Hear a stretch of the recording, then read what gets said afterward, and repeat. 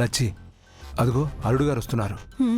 గంగ గతం గురించిన నిజం బాబుగారితో చెప్పు, తనే చూసుకుంటాడు.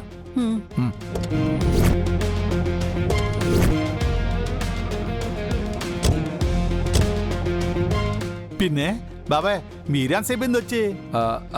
ఇందాకే రంగా అయ్యగారికి ఇట్టయిందని తెలిసి పలకరించిపోదామని వచ్చాం. అరే అప్పుడే వెళ్ళిపోతున్నారేంటి? భోంచేసి వెళ్ళొచ్చు కదండి.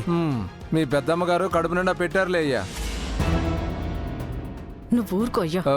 మీరు పెదనాన్నని కలిసారా?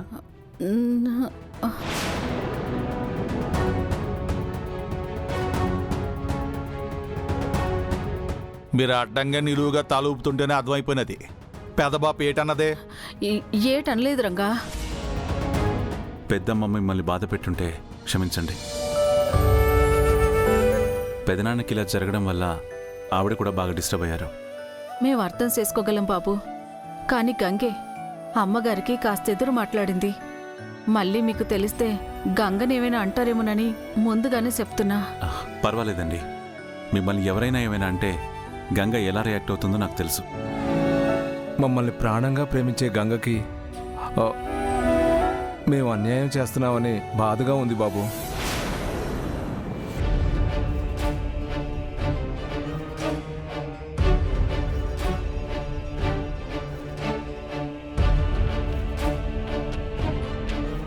గంగ తన తల్లిదండ్రులకి దూరం అవడంలో మా ప్రమేయం ఏం లేదు బాబు.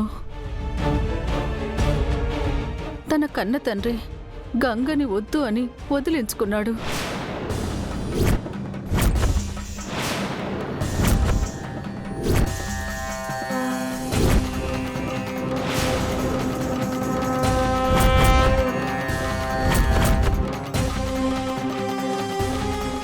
ఏటంతనో పిన్ని? అసలు ఏం జరిగిందో చెప్పండి. నేను గాంధీనగర్ కాలనీలో ఒక ఇంట్లో పని చేసేదాన్నయ్యా. పని పూర్తి చేశాక నేను ఇంటికి వెళ్తుంటే దారిలో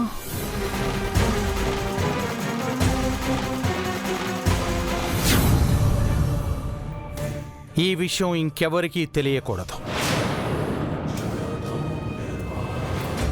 ఈ బిడ్డ నాకు అవసరం లేదు. తీసుకువెళ్ళు. తీసుకువెళ్ళి ఏ అనాథాశ్రమంలోనూ వదిలేసాయి.